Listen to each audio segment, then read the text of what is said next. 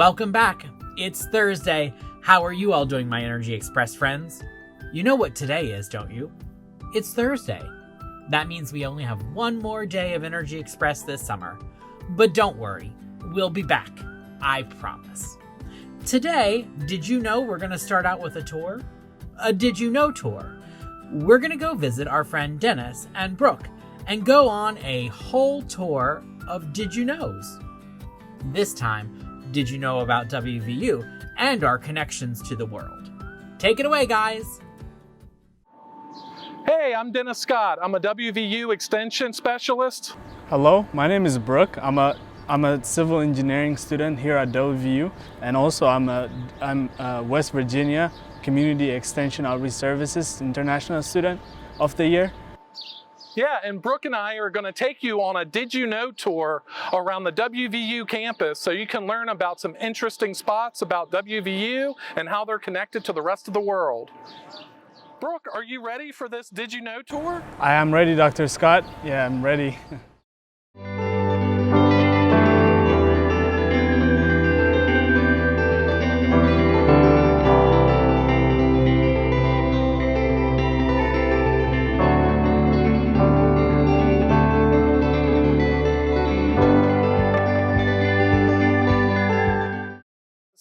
This Did You Know tour, it's kind of like a scavenger hunt where we're going to go around to different places on campus and learn about different communities and cultures and how they're tied to different places in the world. Did you know that West Virginia has a lot in common with other places in the world? You know, there's many things that are similar, but there's also things that are different. We're here at the WVU Coliseum, which the sport of basketball was really popular. But did you know there are other popular sports in the world? Oh, that's interesting. I guess soccer would be the most popular one. Soccer is called football around the world. It's definitely the most popular sport in the world. And also in my home country, Ethiopia, it's famous. We usually follow European football, and I think most of the world would agree that they follow European football more than the others. Yeah, the guide says that soccer or football, it's the #1 sport in the world with over 4 billion fans. What do you think number 2 is? It says here it's cricket. Did you know it was cricket? It's spelled the same as the insect that makes the chirping sound. Cricket? Oh, okay. You mean the sport cricket. It says that cricket is especially popular in Australia, India, Pakistan, and the United Kingdom. I've heard some people say that it's like baseball because they use a bat and a ball and they score runs, but I think I've seen it before and it seems really different. The rules seem really different than baseball. I'm sure the rules are very different. Yeah, that's a neat fact. If you're interested in one of the most popular global sports, did you know hockey, tennis, and volleyball make the top 5 list of being famous in the world? Wow, hockey, tennis, and volleyball? No, I didn't know that. So let's keep reading this Did You Know guide and see what else we can find on campus.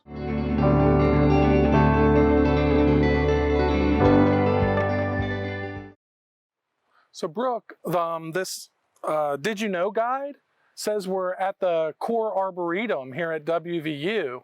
And an arboretum is sort of like a special botanical garden for trees and shrubs. But to me, it's just like a special forest where you can hike through and look at all the different trees and wildlife. Did you know that there are 7 continents in the world and one of them has no forest? One of the continents has no forest. I bet it's Antarctica, right? That is right. What about the biggest forest? Where do you think the biggest forest in the world is? Did you know that the Amazon rainforest is the biggest one in the world? It's located in South America. Ah, yeah, that's a big rainforest. But did you know there are other giant forests that are more like snow forests? And they cover a lot of parts of Alaska and Canada and Sweden and Finland and Russia. Oh, wow. Did you see all that in this guide? There's a lot of stuff in here. Let's just keep following this Did You Know guide to the next spot. Let's go. I'm studying civil engineering here at WVU, and the Did You Know guide has brought us to the engineering buildings, so I take my classes here. Also, here you can see the PRT. Did you know PRT means Personal Rapid Transit? This says it's powered by environmentally friendly electric motors, so there's like minimal pollution. And did you know, since its opening in 1975, the PRT has transported approximately 22 million miles along its tracks. So it's taken a lot of students back and forth from the downtown campus to the Evansdale campus. So 22 million miles back and forth. That's crazy. So the PRT is sort of like a light rail personal taxi pod car, kind of like a subway or something. So maybe that's why the Did You Know book talks about rail systems and subways that run underground. It says, did you know that Shanghai China Metro is the longest rapid transit rail system in the world? It has over 365 miles of rail. That's interesting. Also, did you know that England underground mileage is 250 miles of underground subways, subway tracks? The London Underground is a rapid transit system that is also known as the Tube. Every day, about 4 million people ride the Tube, while every year there are over 1.3 billion passengers. That's a lot of number. So it looks like the guidebook is saying we should go to the Mountain Lair next. That's the big student center where everyone goes to meet up with friends, grab some lunch, maybe even play some games. Do you want to head on over there? Yeah, in fact, I'm a little bit hungry. We can grab some food there. Okay, cool. Let's go. Let's go.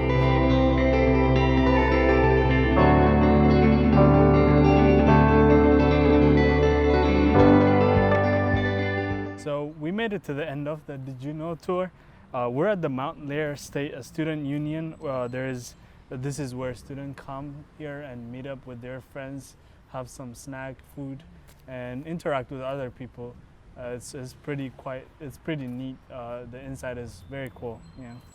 Wow, this guidebook says that so many students have been in and out of here, like that there are students from all 55 counties in West Virginia here. That's very interesting.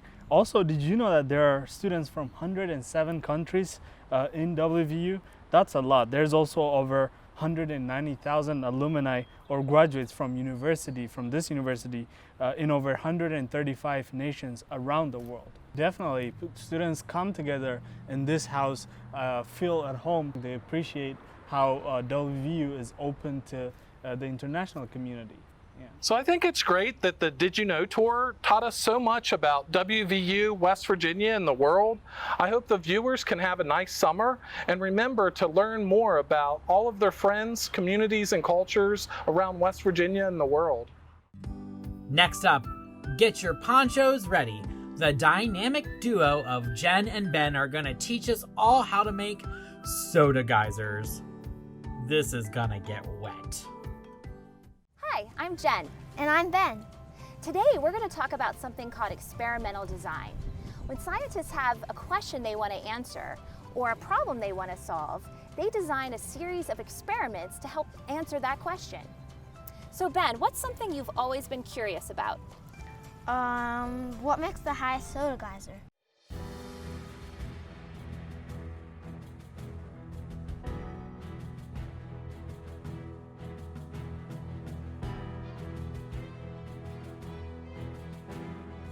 That's a great question. So when we're designing an experiment, we have to put together variables. Variables are all the things that we can change in the experiment as we start to test it. So what are some things that we could test to determine what makes the highest soda geyser explosion? The temperature and the type of candy you put in and the type of soda. Those are great examples. Right, we could test the temperature of the soda, the type of candy, or the type of soda that we want to experiment with. All right, well, we have different kinds of variables, right? We talked about what variables are, but there are two different types, independent and dependent variables. Do you know what the difference are between those? Well, an independent variable is a variable that you can change. A dependent variable is a variable that depends on the independent variable. In this case, it would be the height of the soda geyser. That's exactly right. Okay, so let's say I designed an experiment where I took Diet 7-Up and it was at room temperature, and I used Skittles as the candy, and then I compare that to Diet Pepsi, where I use Mentos, and the Diet Pepsi's been kept in the refrigerator. And finally, I take Diet Root Beer and I put Nerds in it, and it's really hot because I kept it in the car all day. Do you think that would be a good experimental design? No, because there are multiple independent variables, and a proper experiment would only have one independent variable. That's absolutely right, Ben. In any good experiment, we should only have one independent variable. We have another type of variable that we haven't talked about yet, and those are controlled variables. Do you know what a controlled variable is? I think a control variable is the thing that stays the same in each experiment. Right, so those are all the things that we're going to keep constant in our experiment. So for instance, if we wanted to compare different types of sodas to see which one gave us the highest soda geyser explosion, then we would keep the temperature of the soda, the volume of the soda, the type of candy that we're putting in it, and the number of candies all the same. That way, when we compare Diet Sprite versus Diet Coke versus Diet Root Beer, we really know which one of those gave us the highest explosion. For our experiment today, we have a very special guest. Please welcome President Gordon Gee.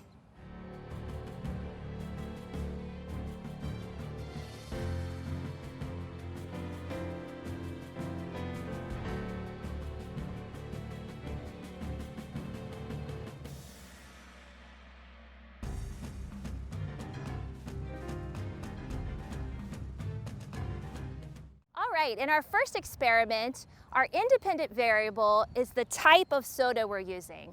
Our controlled variables are the number and type of candy, Mentos, and the temperature of our pops, as well as the volume of the soda. Are you ready? Yeah. Okay, 3, 2, 1, go ahead.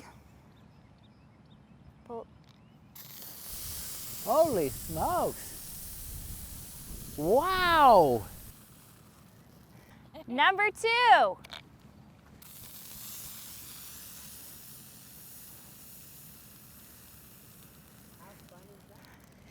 You want to do it?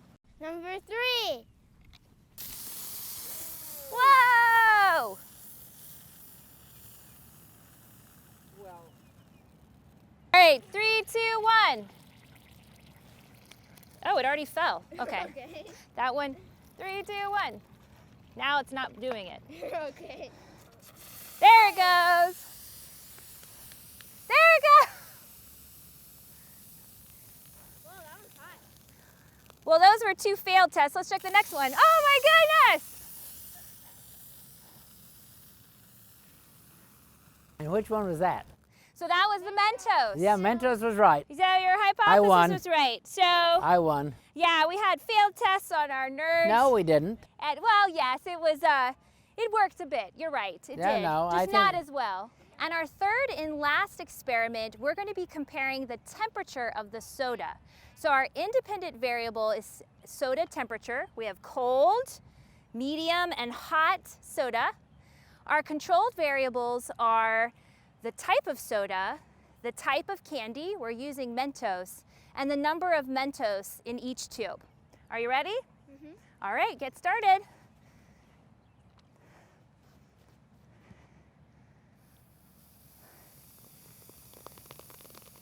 So that was the cold soda. Let's try the medium temperatured soda. Whoa!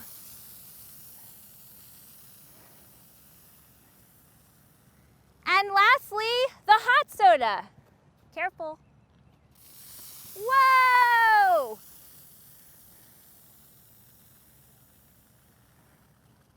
So remember, for any good science experiment, you have to record your results. So Ben, have you been recording our results? Yeah. Okay, so for experiment 1, remember we looked at the type of soda, right? And so what was your hypothesis on that one? Our hypothesis was root beer. You thought root beer would be the highest? What one was the highest? Diet Coke. Diet Coke, okay. In experiment 2, we were comparing the types of candy. So what was your hypothesis on that one? I thought that the Mentos were going to work. And what was our results? The Mentos did work. Yay! And lastly, we were experimenting the temperature of the soda. So what did you think would be the highest? I thought the cold originally, but after the thing went off, it wasn't the cold. But that's okay, because scientists aren't always get it right. That's right. It's okay to have a hypothesis that's proved wrong. That's part of science. So the results on that one was what? Which one do you think was highest, the medium or the hot? It was a close call, but actually I think the hotter one was higher. Okay, very good. Great, so now that we've completed the experiment, let's talk a little bit about the science of why soda geysers happen. So soda has dissolved carbon dioxide in it. That's what gives it the bubbles. You may have noticed when you put a straw in a glass of soda that the bubbles form on the outside. That's called nucleation. And the sites that the bubbles form on the outside of the straw are called nucleation sites. Well, Mentos candy are full of little pits and divots, perfect spots for nucleation sites.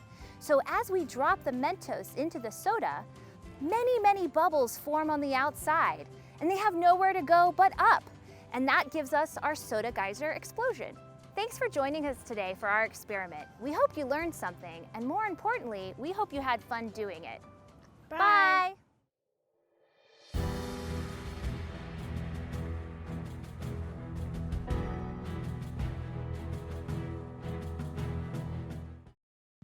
Well, Dr. Gee and Ben really did show me up. They wore their bow ties. I left mine at home. Next up, we're going to go visit our friends from the College of Physical Activity and Sports Sciences, Olivia and Erika, and learn how to Tabata. Hi everyone, we're so glad you joined us today for some physical activity. My name is Erika. And I'm Olivia. And we are from the College of Physical Activity and Sports Sciences at West Virginia University. Today we're going to lead you through an activity from one of our educational resources, Active Academics. This activity is called a Tabata. It'll include a series of 4 exercises that we will repeat through 2 times. We will do each exercise for 20 seconds with a 10-second rest in between. Before diving into the exercises, we will start with a brief warm-up. All right, let's go. Let's get our bodies moving. We'll start with marching in place. We're gonna pick those knees up high, tap our hands. Way to go.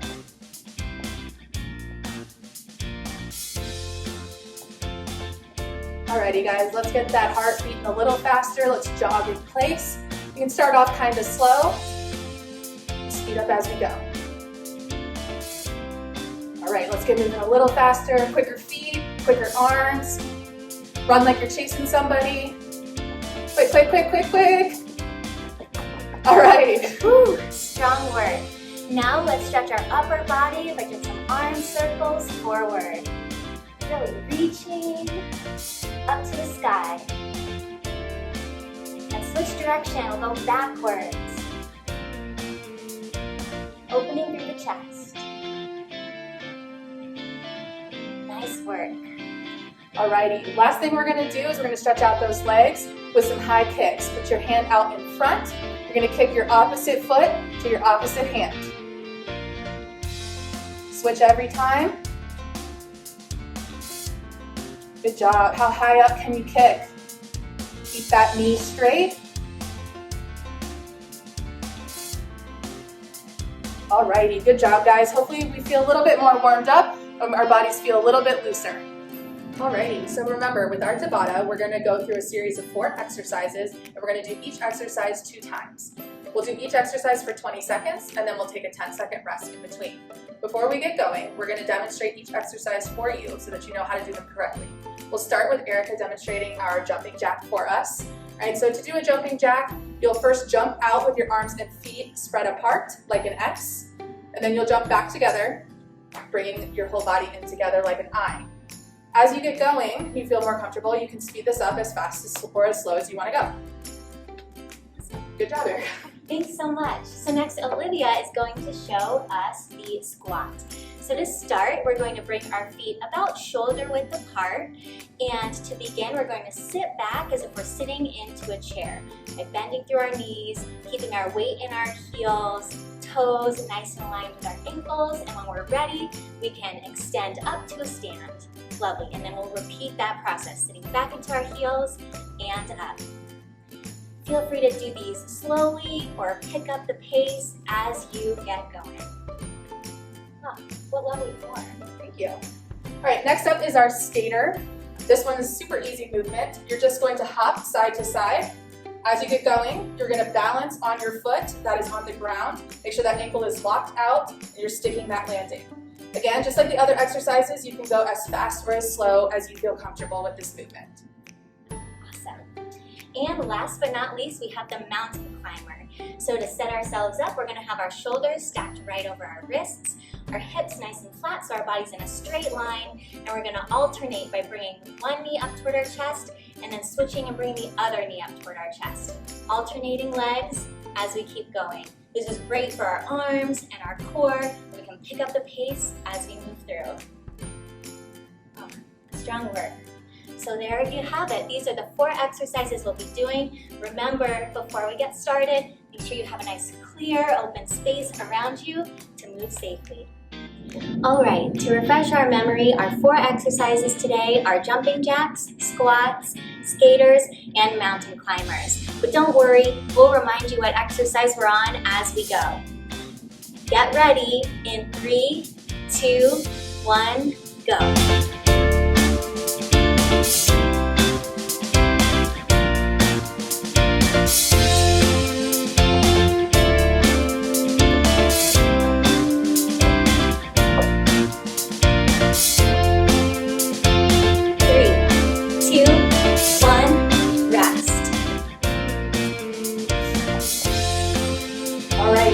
Squats starting in 3, 2, 1, go.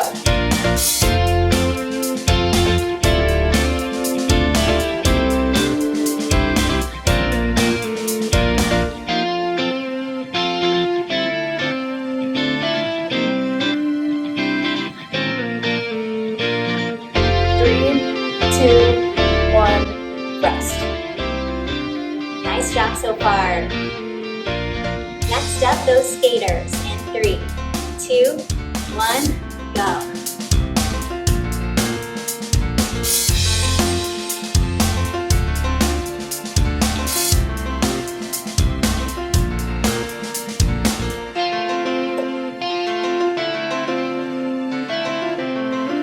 In 3, 2, 1, rest.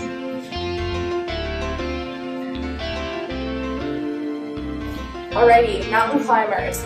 In 3, 2, 1, go.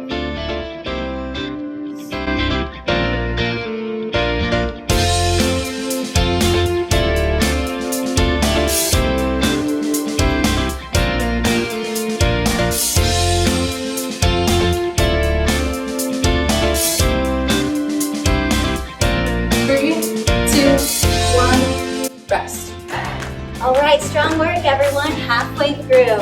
Starting from the top with jumping jacks. 3, 2, 1, go.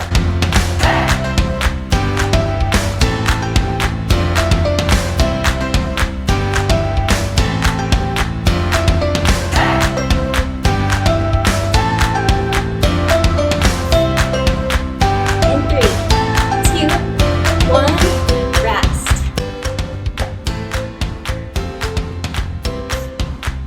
Alrighty, put those squats again. In 3, 2, 1, go.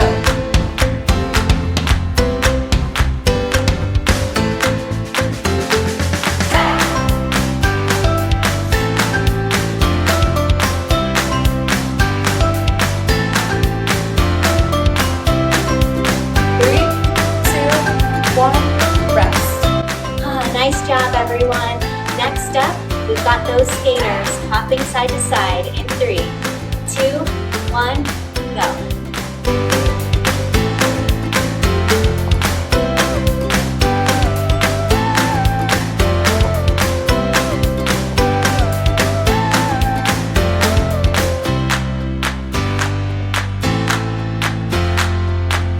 In 3, 2, 1, rest.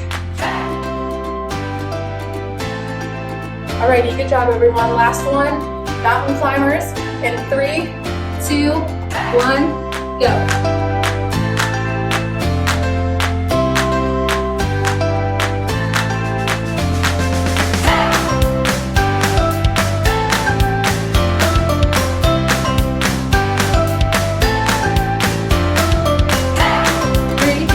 2, 1, rest.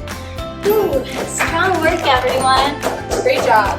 So with our Tabata activity today, we did 8 segments of 20 seconds of activity and 10 seconds of rest. So if we pull all of that together, how many total minutes did we do? If you said 4 minutes, you got it. And that is an excellent start to adding up to those 60 minutes of recommended physical activity every day. And every minute counts. The Tabata that we did today is a super simple way to add physical activity into your day. And what's awesome about it is that you can change it up and make it your own. If you want to use different exercises that you might like, you can change the exercises. Or if you want to make it longer than 4 minutes, you can add more than 4 exercises to it. We encourage you to try this on your own at home. We hope you had fun moving with us today, and we encourage you to stay active. Bye, everyone. Bye.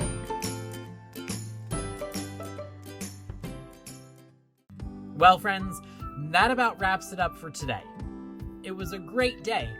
We got to make some soda geysers, we learned some fun exercises, we even got to meet some fancy people. We'll see you tomorrow for our last day of Energy Express. Have a great day.